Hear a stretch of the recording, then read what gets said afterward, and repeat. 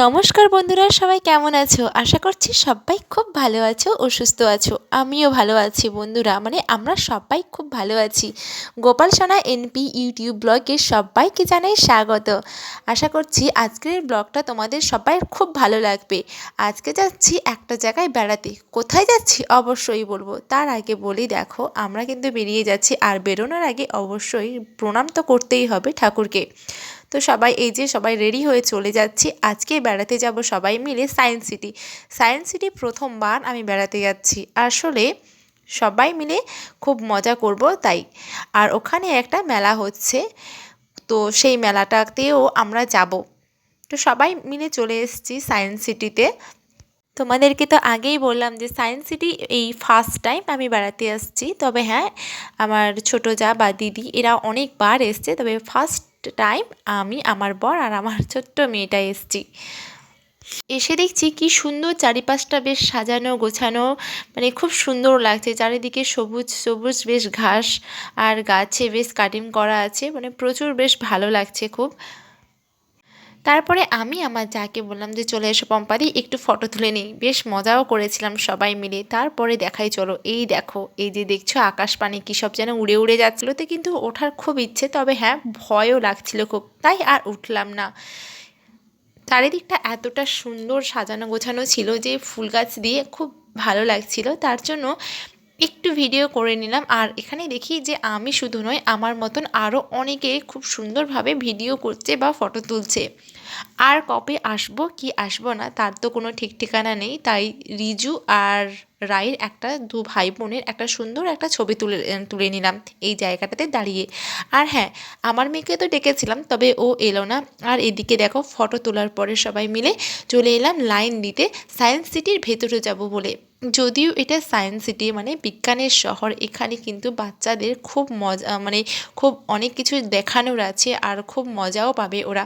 Science সিটির ভেতরে দেখি যে আরও কত সুন্দর ফুলের বাগান হয়ে আছে, বেশ ভালো লাগলো। মনে হচ্ছিল যে আমাদের বাড়ির সামনেটাও যদি এমন সুন্দর যদি একটা গার্ডেন থাকতো তাহলে বেশ ভালো হতো।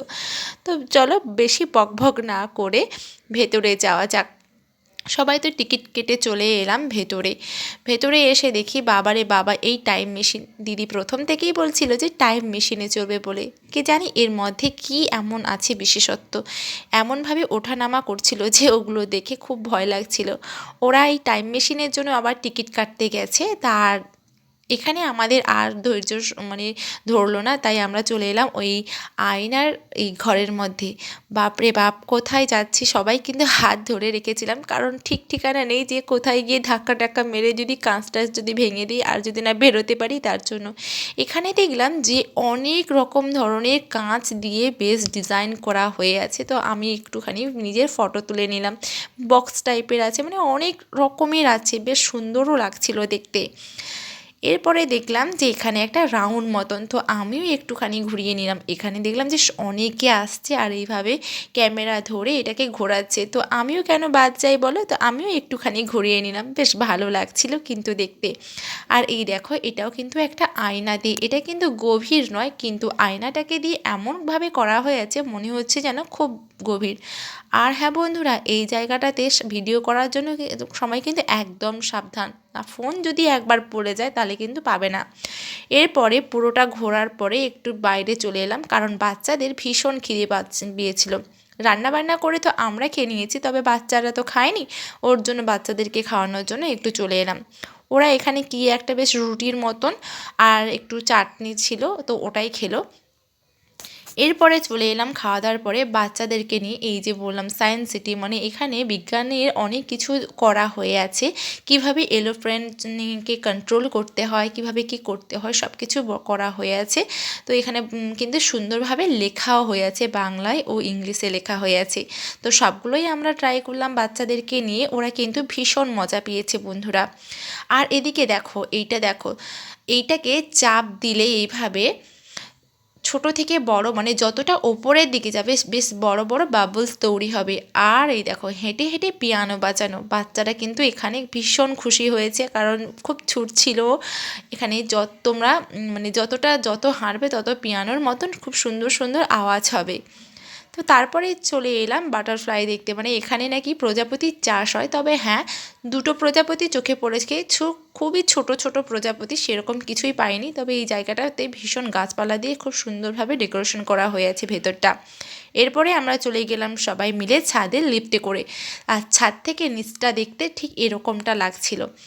এদিকে দেখলাম যে অনেক কিছু আছে, তো বাচ্চারা এগুলোকে ঘোরাচ্ছিল, খুব আনন্দ করছিল। আর এখানেও দেখলাম যে অনেকগুলো আয়না আছে, যেখানে কাউকে কেউ হয়তো খুব রোগা মোটা দেখানো, তো আয়নার সিস্টেমগুলো কিন্তু এমন আছে যে মোটা দেখাবে কোনো আয়নায়, কোনো আয়নায় আবার রোগা দেখাবে, আবার বেঁকা দেখাবে, এইসব দেখাবে। তো এই যে দেখো এগুলো কিন্তু আছে, এগুলোকে টিপলেই কিন্তু প্রেস করলেই কিন্তু এগুলো থেকে ওই কী সব হয় আমি ঠিক একটা বুঝতে পারলাম না।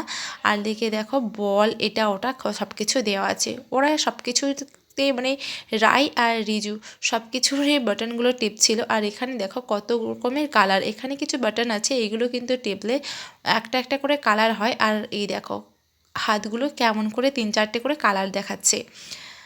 তো চলো এবারে যাই মাছ দেখাতে।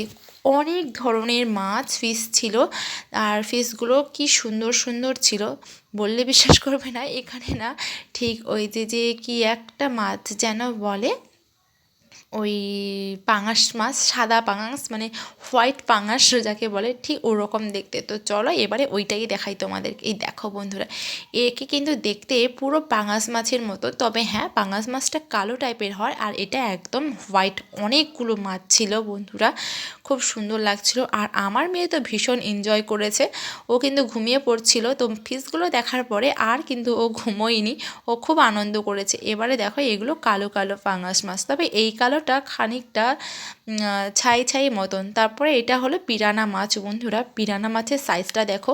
পিরানা মাছকে দেখে মনে হচ্ছিল যে ওই রূপচাঁদ মাছ, মানে রূপচাঁদ মাছেরই মতন এই পিরানা মাছগুলো, শুধু কালারটাই আলাদা। আর কত ধরনের মাছ ছিল বন্ধুরা, মাছগুলো সত্যিই খুব সুন্দর।